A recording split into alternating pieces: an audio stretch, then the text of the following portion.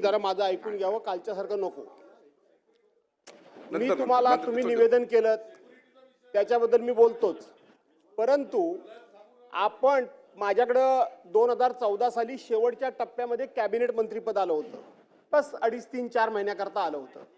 आणि म्हणून कोकणाकरता आपण काय करायचं, तर त्यावेळेला आपण माथाडी कामगारांच्या धर्तीवर, लक्षात घ्या, माथाडी कामगारांच्या बोर्डच्या धर्तीवर आपण मत्स्य विकास बोर्ड स्थापन केलं.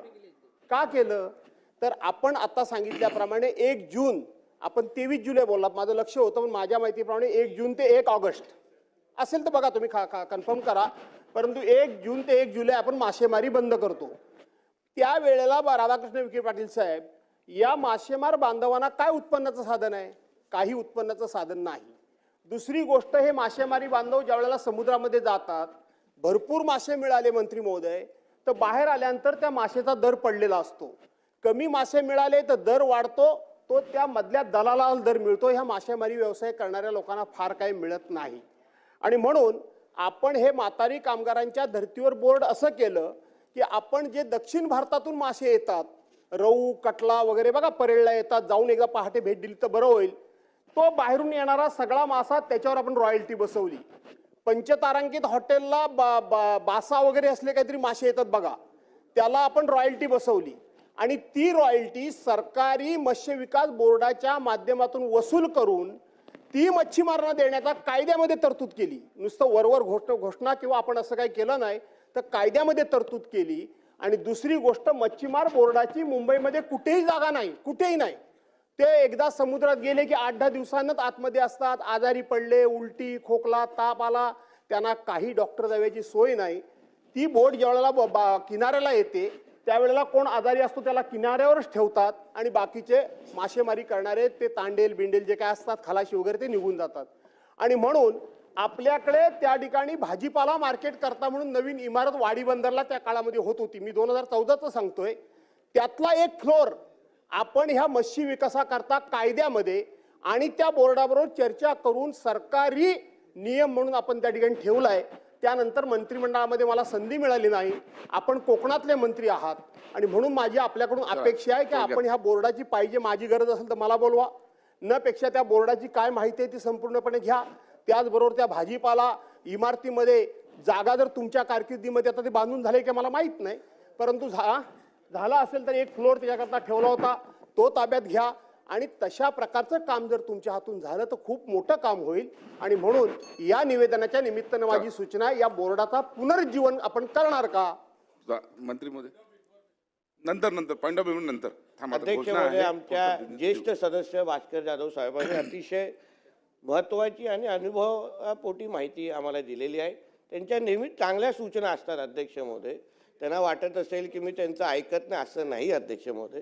आणि त्यांचाही टोन आदित्यजी बाजूला असते तर वेगळा असतो आणि नसते तर वेगळा असतो. आता आहे पण चांगला. आता आदित्यजी बाजूला आहेत, काल थोडं चिडचिड तर, पण कुठे वैयक्तिक भेटले तर मिठी पण मारतात अध्यक्ष महोदय, आदित्यजींच्या माहितीसाठी. पण तरी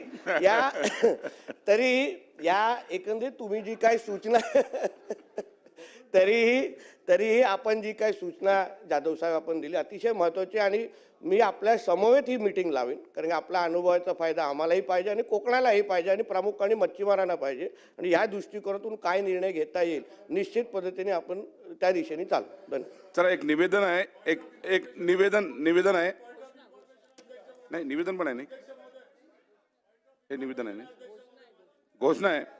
दिनांक 11 डिसेंबर 2025 रोजी सन्माननीय सदस्य श्री नितीन राऊत यांनी निर्देशनास आणून दिले की त्यांच्या बनावट लेटरहेड व सहीचा वापर करून त्यावर रविकांत तिवारी व नितेश बारेवार यांची नावे नमूद करून विधानभवन प्रवेश पास घेतला आहे. सदर बाब गंभीर असून त्याची दखल घेण्यात यावी असे सांगितले होते. त्याबाबत मुख्य सुरक्षा अधिकारी विधानभवन यांना सदर गंभीर प्रकरणाची चौकशी करून अहवाल सादर करण्याचे सांगितले होते. त्यांनी सादर केलेल्या प्राथमिक अहवालानुसार विद्यासागर जनार्दन राऊत सदर इसम संशयास्पद असून या इसमाने हे कृत्य केल्याचे प्रथमदर्शनी माहिती प्राप्त झाली आहे. त्यांच्याकडे विचारणा केल्यानंतर त्यांनी सदर बाबीची कबुली दिलेली आहे. अधिक चौकशी करून पुढील कारवाई करण्यात येईल. दुसरी एक घोषणा आहे. सर्व सन्मान्य सदस्यांना कळविण्यात येते की भारतातील सांसदीय लोकशाहीच्या वाटचालीत महाराष्ट्र विधान परिषदेचे स्थान अतिशय वैशिष्ट्यपूर्ण आहे. महाराष्ट्र विधान परिषद शतक महोत्सवानिमित्त विस पागे संसदीय प्रशिक्षण केंद्रातर्फे प्रकाशित करण्यात येत असलेल्या संदर्भ समृद्ध ग्रंथमालिकेतील विधान परिषदेने संमत केलेली महत्त्वपूर्ण विधेयके, ठराव आणि धोरणे या द्वितीय ग्रंथाचे प्रकाशन मान्य श्री नितीनजी गडकरी, केंद्रीय मंत्री, भारत सरकार यांच्या शुभ हस्ते आणि माननीय मुख्यमंत्री, उपमुख्यमंत्री व सांसदीय कार्यमंत्री यांच्या प्रमुख उपस्थितीत शनिवार दिनांक 13 डिसेंबर 2025 रोजी सकाळी 9 वाजता विधान परिषद सभागृहात करण्यात येत आहे. या प्रकाशन सोहळ्याला आपण उपस्थित राहावे याबाबतच्या निमंत्रण पत्रिका टपालाद्वारे वितरित करण्यात आल्या आहेत.